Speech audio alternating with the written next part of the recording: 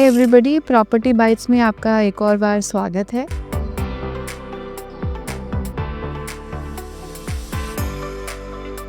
अच्छा सर, जो आप प्रॉपर्टीज अभी सेल कर रहे हो जी मैम, उसके बारे में थोड़ा बताइए। क्या एरिया है, कौन सा लोकेशन है? मैं जो करता हूँ ऑल ओवर द्वारका डील करता हूँ। द्वारका के अंदर बहुत जगह इंडिपेंडेंट फ्लोर्स बने हुए हैं जो कि डीडीए के प्लॉट के ऊपर बने हुए हैं। सेक्टर 12 है, सेक्टर 23 है, हाँ। सेक्टर 8 में हमारा बहुत अच्छा होल्ड है, सेक्टर 19 और लाइक वाइज 17, 23 भी बहुत अच्छा सेक्टर है। ओके। बट मैं आपको दो तीन चीजें क्लियर करना चाहूंगा। Sector 12, 23 and 17 is on higher side price wise अगर देखोगे तो। अच्छा, ओके। 23, 12 12 और 17 17 में क्या डेवलप हो रहा है अभी का? डेवलप्ड हो रहा है काफी। ऐसे ही सेक्टर 23 में थोड़ा सा रेट इसलिए बढ़ा है क्योंकि अप्रोच अब अच्छी हो गई है। और सर 12 क्यों? 12 ma'am centre of the centre Dwarka, of Dwarka, heart of the Dwarka, metro पास है, सब बिल्कुल कुछ। बिल्कुल। सेक्टर 12 बिल्कुल बीच में पड़ता है और एक तरह से द्वारका का हार्ट बोल सकते हो। तो सर, जो आप प्रॉपर्टीज अभी बेच रहे हो, जैसे लोगों को बिल्डर्स फ्लोर में एक टेंशन रहता है कि मेंटेनेंस नहीं होती है, उसका क्या प्रोविजन रहता है? हम देखिए इसमें ना आपको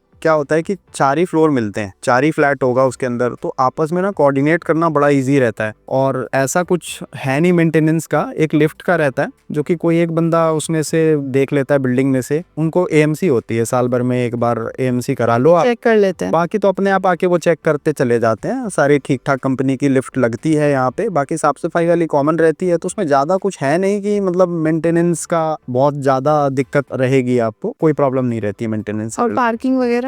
4 गाड़ी की पार्किंग होती है छोटी प्रॉपर्टी में। बड़ी प्रॉपर्टी में फिर 2 गाड़ी की पार्किंग ईच फ्लोर वालों को मिल जाती है। छोटी प्रॉपर्टीज में एक एक गाड़ी की पार्किंग मिलती है सबको, बाकी बड़ी प्रॉपर्टी में आपको मतलब 2 गाड़ी एक एक बंदे को मिल जाती है। तो सर, जो आपका एक्सपीरियंस रहा, ये वाले जो फ्लैट्स हैं, बिल्डर्स फ्लैट्स द्वारका में, ये क्या एंड यूजर्स लेते हैं या इन्वेस्टर्स लेते हैं? देखो दोनों के लिए बहुत अच्छा है। एंड यूजर भी बहुत ज्यादा ले रहे हैं और इन्वेस्टर्स भी ले रहे हैं। मैंने बहुतों को प्रॉफिट दिया है। आप मानोगे आज से करीबन 4 साल पहले, मैं एक छोटा सा एग्जांपल देता हूँ, सेक्टर 8 द्वारका का ही दे देता हूँ, वहां बैठे हैं तो हाँ जी। 120 गज की प्रॉपर्टी में 3 BHK बनाते हैं। सबसे छोटा वाला 3 BHK 8 में ही मिलता है और इनकी प्राइस आज की डेट में स्टार्टिंग प्राइस एटलीस्ट 1,65,00,000 के आसपास है। मैंने उनको 1,10,00,000 के आसपास चीजें दी हुई हैं और किसी किसी को 90-95 में भी दी हुई। रूफ राइट वाले इतने होते हैं। आज वो रूफ राइट वाले अभी 4 दिन पहले 1,70,00,000 का बिका है। Oh my God, huge profit. Yes, तो वो वाला है। तो इस तरह से चीजें हैं, हमने काफी करते रहते हैं। बाकी छोटा मोटा ऐसा काम है कि जैसे आप जुड़ना चाहते हो मेरे साथ, थोड़ी कम इन्वेस्टमेंट आपके साथ आके साथ में मिलके भी काम कर सकते हो आप अगर चाहो तो। जैसे हम लोग फ्लोर्स वगैरह बनाते हैं तो थोड़ा बहुत जैसे 1/4 शेयर डालना चाहो उस तरह से भी काम आप लोग कर सकते हैं कि इनिशियली आप शेयर डाल दो, फिर डाल डालते तो प्रॉपर ना एग्रीमेंट के साथ हम लोग काम करते हैं। राइट। इस तरह से चीजें रहती है। और सर, रूफ राइट्स मतलब जो टॉप फ्लोर वाले उनको होता है? हाँ, जनरली क्या है ना कि द्वारका के अंदर जितने भी इंडिपेंडेंट फ्लोर्स हैं और वो चौथा फ्लोर है जो 4th फ्लोर हम बोलते हैं,